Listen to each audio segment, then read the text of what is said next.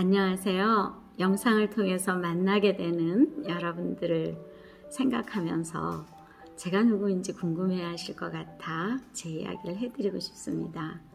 저는 지난 40여 년 동안 사랑의 교회 개척에서부터 중소형 교회 그리고 지금 현재 대형 교회에 이르기까지 모든 사역을 함께하며 지내온 세월만큼이나 나이도 많이 들었고 수많은 사람들을 만났습니다.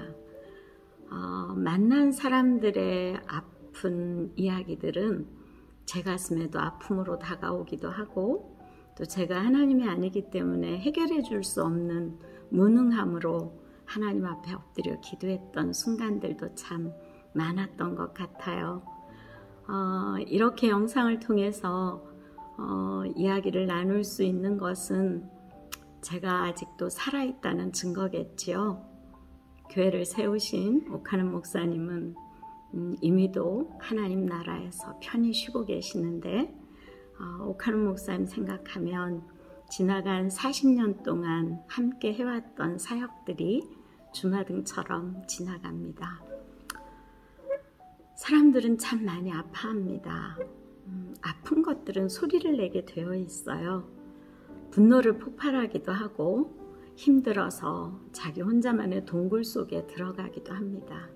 그런가 하면 주위에 있는 사람들을 힘들게도 하고 자기 자신을 자학하기도 하고 그 가운데에서 가족들 모두가 다 힘들어하는 것들을 보게 되죠. 저를 찾아오는 사람들은 잘 되고 행복하고 즐거울 때보다는 거의 99%가 힘들고 아프고 절망스럽고 그런 분들이 찾아오게 되는데요. 그들을 끌어안고 기도했던 지난 40여 년의 세월이 참 감사한 시간들이었고 또 오늘 영상을 통해서 이 영상을 보시는 분들도 아파하고 있다면 그 아픔을 하나님께서 어루만져 주시는 기회가 됐으면 좋겠다 라는 생각이 들기도 합니다. 우는 분들이 너무 많아서 제가 울지 마라 라는 책을 내게 됐는데요. 실은 86년도에 오카는 목사님이 제 나이 30대 초반 어린 아이에게 대각성 전도집회 설교를 하라 그러셨어요. 목사님은 사역일을 가지고 하겠고 또 저에게는 전도폭발 훈련을 제가 담당해서 훈련을 시키고 있었기 때문에 전도폭발 내용을 가지고 하라고 말씀하셨습니다. 그 이후 1년에 한 번 또는 두 번씩 대각성 전도집회 설교를 하면서 보니까 한 40여 편의 설교가 쌓여져 있었더라고요. 그렇게 40여 편의 설교가 쌓여져 있는 것조차도 모르고 그냥 지나쳤는데 외민북스의 문신준 대표가 원고를 좀 달라고 다가와서 이걸 내야 될까 말아야 될까 고민을 하고 있었습니다. 근데 하나님께서 삶의 기로에 선 당신에게 울지 마라 라는 책을 내게 하셨습니다. 대각성 전도집회에서 만났던 수많은 사람들, 그들의 마음을 어루만지셨던 그 놀라운 성령의 역사가 책을 읽는 모든 분들에게 어루만져지고 회복이 일어나고 치유가 일어나는 역사가 나타나리라는 확신이 듭니다.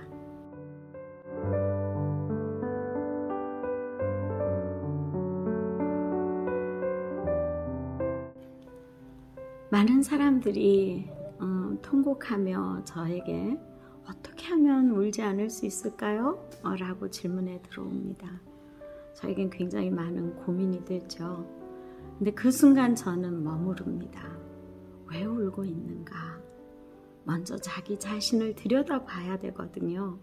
우는 데에는 분명히 이유가 있습니다.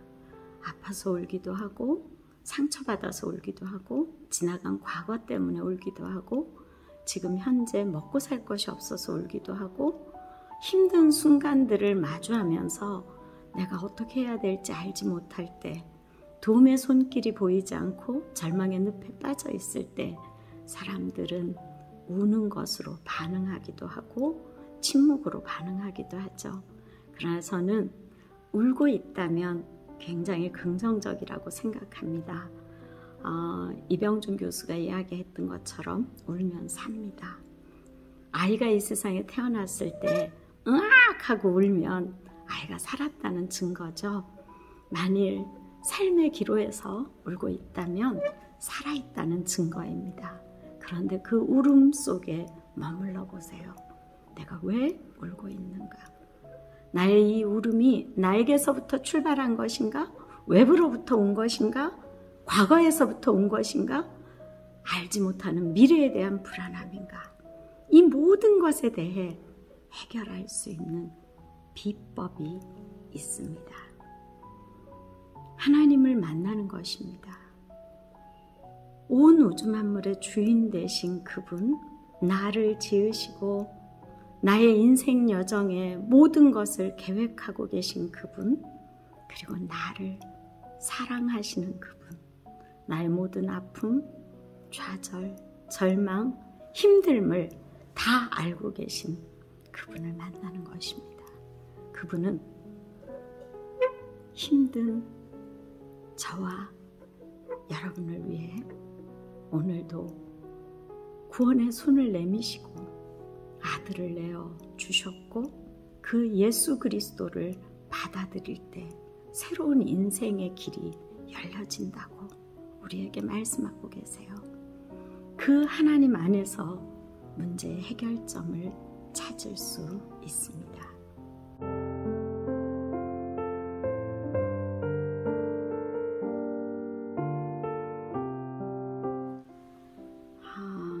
제 영원한 스승이신 옥하는 목사님,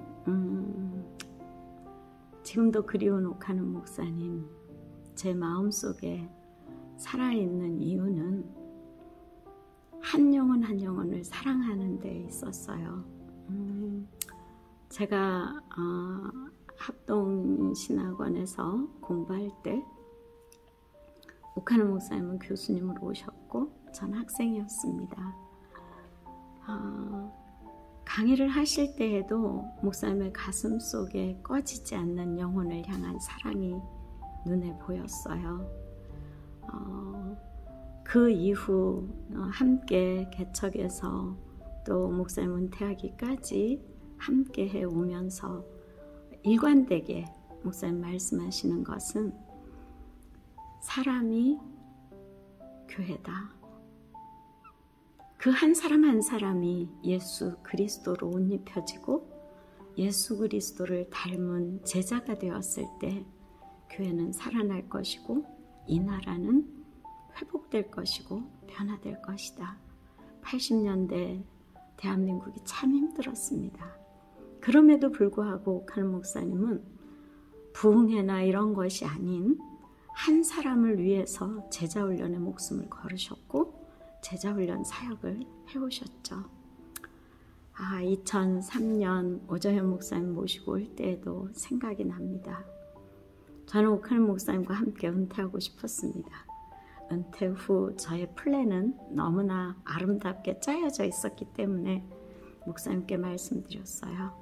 그런데 목사님은 저에게 네가 너의 일을 한다면 무슨 의미가 있겠니? 오정현 목사님이 사랑의 교회 잘 연착륙할 수 있도록 너는 계속 남아서 교회를 지켜야 한다. 그리고 교회를 위해서 너를 부르셨다면 교회를 위해서 헌신해야 한다라고 말씀하셨습니다. 그 말씀을 전 참 잘 순종했던 것 같아요. 그리고 오정현 목사님이 이렇게 아름답게 사랑의 교회 안에서 연착륙을 잘해서 한국 교회에도 또 하나님께서 일하시는 그 놀라운 일들을 보며 하나님께 감사할 수 있음이 앞으로도 사랑의 교회를 통해 하나님이 일하실 것에 대한 기대감을 갖게 합니다. 옥하는 목사님 마지막 중환자실 들어가기 그 전날 밤에 하신 말씀이 기억이 납니다. 강전도사, 제자훈련이 교회를 살리는 길이다. 제자훈련 잘 지켜다오. 저는 오카노 목사님 다시 깨어나셔서 한국교회를 위해 강력한 메시지를 외치리라고 생각했습니다. 그런데 주일 새벽 오카노 목사님 중환자실에 들어가셨고 25일 동안 중환자실에 계시다가 하나님 부르심을 받으셨습니다. 아마 하나님은 오카노 목사님의 그 힘든 삶의 여정 속에 제자훈련이라고 하는 새로운 목회의 패러다임을 한국교회에 또 전세계교회에 던져 놓으시고 이제 쉬어라 하시고 품에 안으신 것 같습니다. 한국교회가 제자훈련으로 예수 그리스도를 본받기 위해 한 걸음 한 걸음 다가가는 동안 대한민국은 이렇게 세계 10위 안에 들어가는 나라로 발전하게 된 것을 봅니다. 오카노 목사님의 예지력이 지금도 얼마나 강력하게 한국 교회를 넘어 열방에 퍼지고 있나 느끼게 됩니다.